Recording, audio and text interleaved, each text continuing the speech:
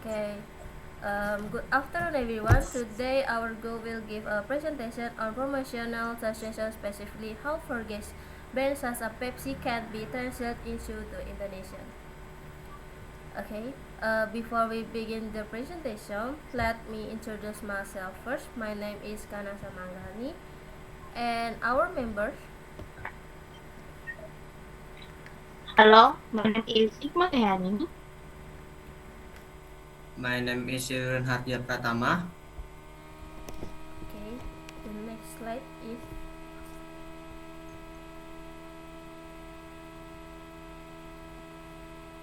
Okay, and in this presentation, we want to show that translating a transcript is not just about replacing words, but also about adapting the meaning, style, and persuasive effective. We use three examples of advertisement. The same examples are chosen to show how global advertising messages can be adapted into Indonesian language and cultural. Through this example, we can understand different strategies used in promotional translation, such as persuasion and audience appeals. Okay, the next slide is example number 1. The first example is the slogan is Kenapa PA? Why is PA? This slogan use a rhetorical question, which is a question used to attract attention rather than to get a direct answer in advertising. This strategy is effective because it makes the audience curious and emotionally involved. From a translation perspective, the message must sound naturally catchy and persuasive in the Indonesian language. Okay, the next example I want to describe about the second example. The second example is the Pepsi blind test advertisement. It is a blind test means people try the product without knowing the brand, so the result appears more objective. This advertisement use empirical evidence, meaning evidence based on real testing or observation in translation. The language must remain clear, convincing, and trustworthy because the ad dependent on proof rather than only emotional. Okay, that's all from me. Describe about example. The rest of the presentation will be delivered by Ikma and Irwin. Time is yours.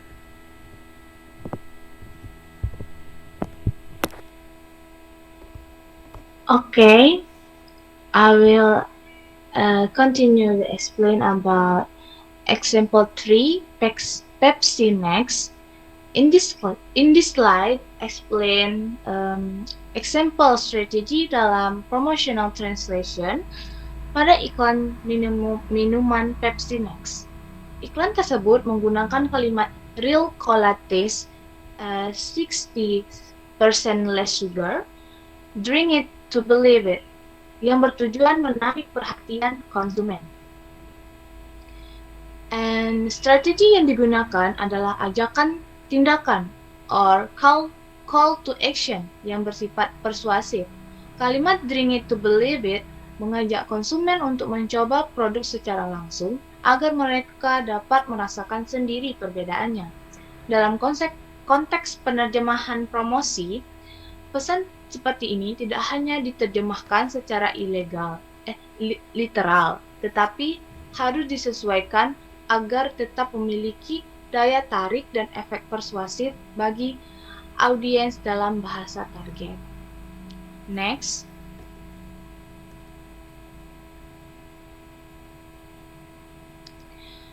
Okay, next. Promotional translation and professional practice.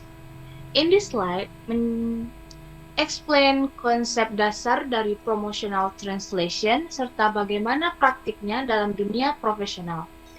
Promotional translation adalah penerjemahan yang bertujuan untuk mempromosikan produk atau layanan, sehingga mampu menarik perhatian konsumen dan meningkatkan penjualan. Dalam proses ini, penerjemah tidak hanya menerjemahkan kata per kata, tetapi juga harus menyesuaikan pesan dengan budaya dan preferensi audiens target.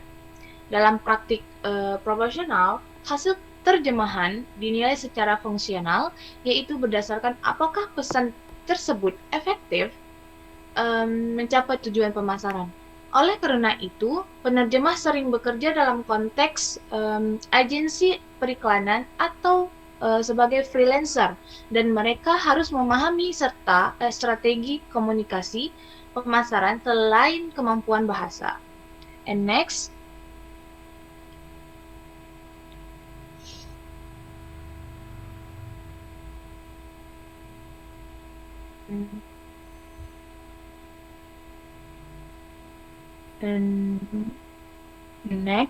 okay.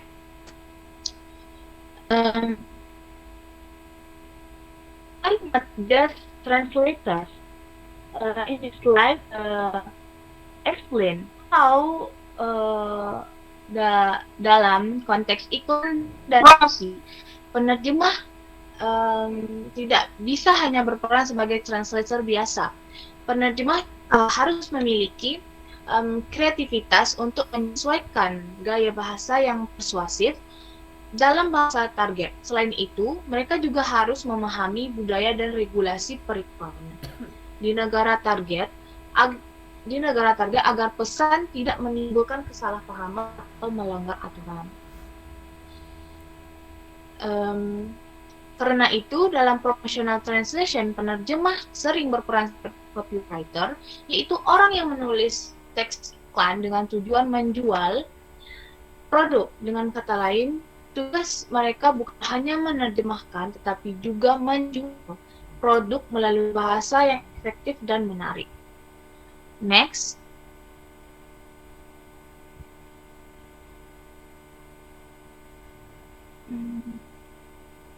Okay. Valuable tools part 1. This slide explain beberapa alat atau hal penting yang membantu dalam proses penerjemahan promosi. Yang pertama adalah brief dari klien, yaitu information about tujuan iklan, target audience, serta gaya bahasa yang diinginkan. Brief ini sangat penting karena membantu penerjemah memahami pesan utama yang ingin disampaikan dalam kampanye promosi. Yang kedua adalah visual or gambar produk. Seperti gambar kaleng Pepsi yang ditampilkan pada slide, visual memberikan konteks tambahan sehingga penerjemah dapat menyesuaikan kata yang digunakan dengan tampilan dan citra produk. Dengan adanya visual, pesan yang dihasilkan menjadi lebih tepat dan selaras dengan konsep iklan. Ya, seperti itu. So that's all from me about explain about the slide. Back to moderator.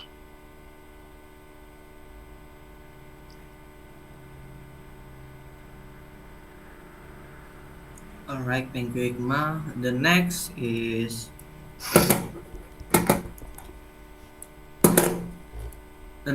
valuable tools part 2. So this slide continues with practical tools in professional translation work. One important point is preparing multiple versions of translation, so the client can choose the most suitable style. Another important point is negotiation, including price, revisions, and deadlines. They remind us that translation is not only about language, but also about professional communications. Jadi slide melanjutkan dari pembahasan slide sebelumnya tentang salah satu poin penting adalah menyiapkan beberapa versi terjemahan agar klien dapat memilih gaya yang paling sesuai. Poin penting lainnya adalah negosiasi, termasuk harga, revisi, dan tenggat waktu. Hal ini mengingatkan kita bahwa penerjemah bukan hanya soal bahasa, tetapi juga soal komunikasi profesional. And next is not for freelancer, especially relevant for freelance translators. It shows that promotional translation can be a promising career, especially for those who have strong skills and good self-promotion. However, the field is competitive and freelancers often face tight deadlines. That is why specialization and professionalism are very important in this field. Jadi ini menunjukkan bahwa promotional translation dapat menjadi karir yang menjanjikan, terutama bagi mereka yang memiliki kemampuan kuat dan promosi diri yang baik. Namun bidang ini juga kompetitif dan freelancer sering menghadapi tenggat waktu yang ketat. Oleh karena itu, spesialisasi dan profesionalisme sangat penting dalam bidang ini. The conclusion. The conclusion is the Pepsi example show that promotional translation is a strategic and purposeful activity. It is not limited to literal translations because the main goal is to make the message effective in the target language and culture. A successful promotional translation needs linguistic skill, cultural awareness, credibility, and professional communication ability. So, promotional translation is both a language practice and a marketing practice. Jadi, promotional translation adalah kegiatan yang strategis dan memiliki tujuan yang jelas. Kegiatan ini tidak terbatas pada terjemahan harfiah karena tujuan utamanya adalah membuat pesan menjadi efektif dalam bahasa dan budaya sasaran. Penerjemah promosi yang berhasil membutuhkan kemampuan bahasa, kesadaran budaya, kreativitas, dan kemampuan komunikasi yang profesional. Jadi, promotional translation adalah praktik bahasa sekaligus praktik pemasaran. Alright, that's all from me. Back to moderator Kanasa, and Kanasa, the stage is yours. Okay, thank you Irwin and Hikmah for the explanation about this presentation today. Thank you for your attention. We hope this presentation helped explain how promotional translation works as in real everyday practice. If you have any questions, we'll be happy to. Thank you guys. Thank you. Thank you, ma'am. Thank you.